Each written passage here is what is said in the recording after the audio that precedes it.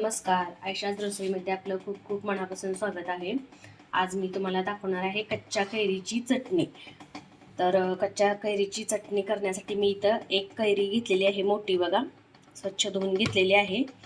खूप छान लागते ही चटणी. तुम्ही भाकरीबरोबर पण खाऊ शकता. जर भाजी नसेल तरीही चालते. ही चटणी तुम्ही भाकरीबरोबर खाऊ शकता. तर आपण रेसिपीला सुरुवात करूया. तर सगळ्यात आधी आपण याच्यावरची साल काढून घ्यायची आहे बघा.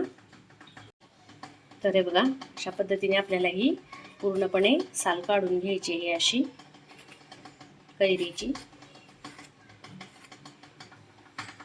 तर हे बघा, अशा पद्धतीने आपल्याला ही पूर्ण कैरीची साल काढून घ्यायची आहे. आणि आता आपण ही कैरी कट करणार आहोत.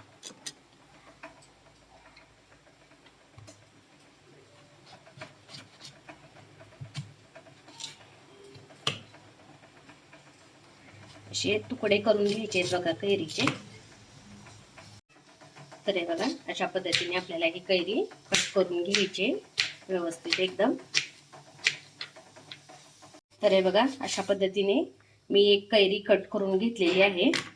आता मी ही कैरी बाउलमध्ये काढून घेणार आहे बघा. तर हे बघा, एक मोठी कैरी असेल तर 3 मीडियम साईजचे कांदे घ्यायचे आहेत. त्याला कांदे पण आपल्याला अशा प्रकारे चौकोनी कट करून घ्यायचे आहेत.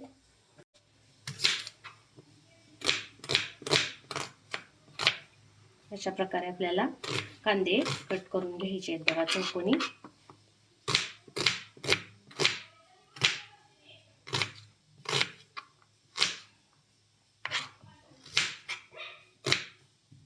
तर मी ते 3 कांदे असे चिरून घेतलेले आहेत बघा, कट करून घेतलेले आहेत. आता हे पण आपण एका बाउलमध्ये काढून घ्यायचे आहेत. इथं मी कढीपत्त्याची पानं घेतलेली आहेत बघा, 10 ते 15. ते पण या कांद्यामध्ये आपल्याला मिक्स करायचे. त्यानंतर हे बघा, 4 ते 5 हिरव्या मिरच्या कट करून घेतलेल्या आहेत. त्या पण आपल्याला यामध्ये मिक्स करायचे आहेत. 5 ते 6 लसूण पाकळ्या, 2 चमचे जिरे,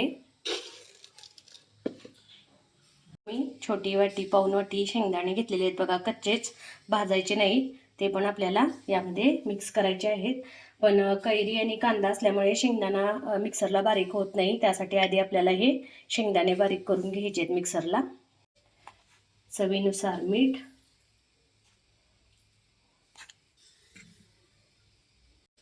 आणि चवीनुसार साखर, 1 ते 1.5 चमचा साखर. आता हे वाटण सगळं आपण मिक्सरला बारीक करून घेणार आहे. त्यासाठी आधी शेंगदाणे बारीक करायचे आहेत आपल्याला. तर मी सगळ्यात पहिल्यांदा मिक्सरच्या भांड्यामध्ये हे शेंगदाणे टाकलेत बघा. आधी आपण अर्धवट शेंगदाणे फिरवून घेऊया. सगळ्यात आधी हे अशा पद्धतीने आपल्याला शेंगदाणे फिरवून घ्यायचे आहेत. आता याच मिक्सरच्या भांड्यामध्ये आपण हा कांदा आणि कढीपत्ता फिरवून घेणार आहे बघा. यामध्येच थोडा आंबा आणि हे सगळं जिरं मिरची वगैरे मिक्स केलेले आहे ते सुद्धा यामध्ये आपल्याला घालायचे. आणि मिक्सरला हे एकदम फाईन पेस्ट बारीक करून घ्यायचं आहे बघा. तर हे बघा, अशा पद्धतीने आपल्याला हे सगळं मिक्सरमधून फिरवून घ्यायचं आहे बघा व्यवस्थित, आणि एकत्र करायचं आहे सगळं हे. तर आपली ही चटणी, कैरीची चटणी तयार झालेली आहे बघा, चटपटीत चटणी अशी. आपण आता याला फोडणी द्यायची. तर आता आपण फोडणीची तयारी करूया. तर मी फोडणीसाठी तेल गरम केले बघा. त्यामध्ये मी 1 चमचा मोहरी घालणार आहे आणि 1 चमचा जिरे. मोहरी चांगली तडतडली की जिरे घालणार आहे बघा त्यामध्ये मी.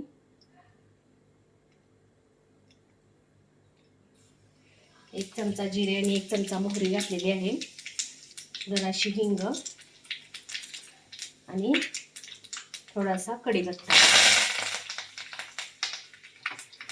आता ही फोडणी आपण या चटणीवरती द्यायची.